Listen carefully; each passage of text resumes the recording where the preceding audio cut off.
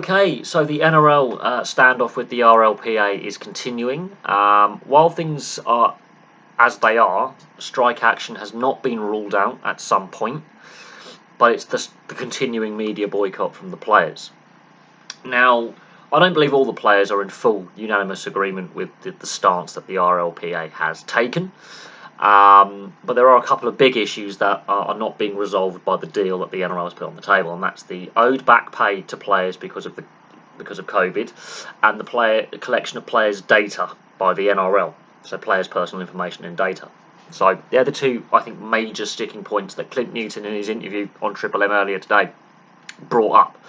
Now, that was a car crash of an interview, not because Clint Newton wasn't being very articulate in his points. I think James Hooper is just a clown.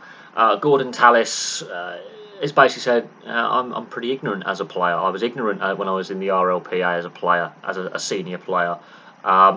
James Graham wasn't really given a voice, and he's the most recently retired player who was obviously quite a high-profile player in the RLPA towards the end of his career.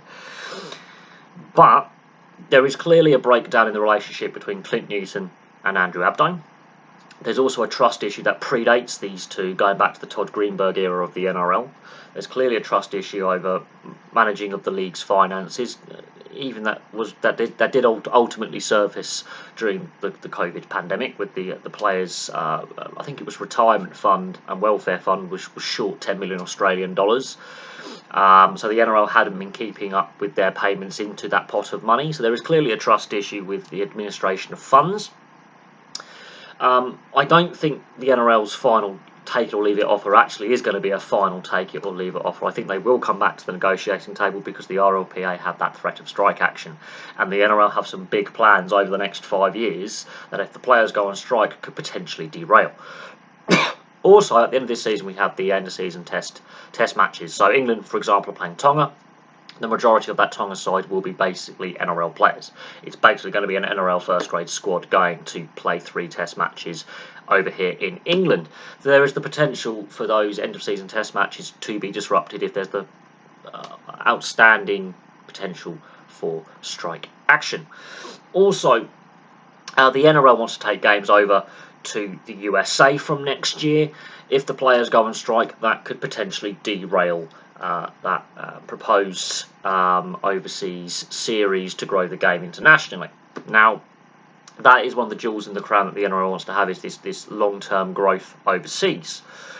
So there's a few things on the table now. The NRL players want to actually have a say on taking games overseas and a say on rule changes as well. That's another big thing that's happened in the last 3 years. There's been a lot of rule changes, and this proposal to take games overseas has been in the offing now for some time.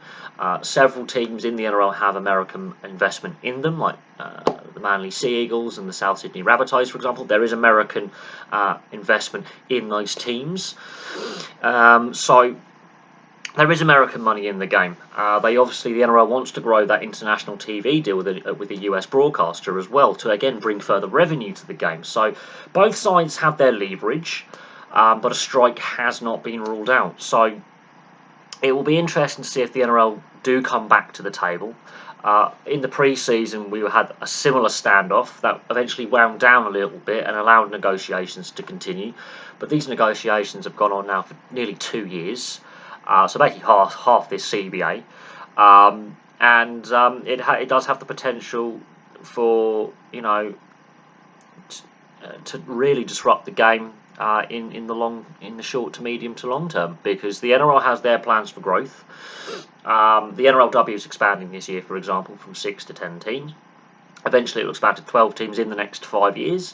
The NRL will expand to 18 teams within the next 5 years, most likely within the next 2 years.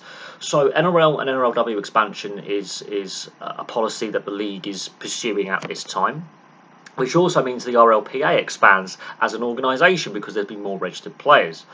Another issue the RLPA has is their budget has dropped from $3 million Australian dollars to $2 million Australian dollars, yet they have more members than they did before. So again, that's a COVID-based issue. They obviously had to make cuts, which also meant players deferring some salary, which they're still owed. Back pay, they haven't been paid. So there's a lot of outstanding issues that are major. The more minute, fine issues, I think, both sides can negotiate over, agree on this deal, and then spend part of the next CBA negotiate over. But it doesn't appear that either side is really negotiating in good faith. There is clearly a lack of trust, and there's some big personalities there between Clint Newton and Andrew Abdo. And then you've got Peter V'landys, who's a hard taskmaster who just likes to get things done. I'm surprised V'landys hasn't got more involved with this and stepped in and really tried to get these negotiations over the line and get the various issues resolved. If it wasn't for Peter V'landys, the game doesn't resume in 2020 in the way it did, and get the concessions it did from state and federal government to continue, and the players would have actually had to give up even more salary in order for the game to resume. So there's a lot of I think both sides are at fault. I think both sides should come back round the table and come to a solution. But I will say this, every time there's a threat of a player strike or a lockout, no side comes out a true winner.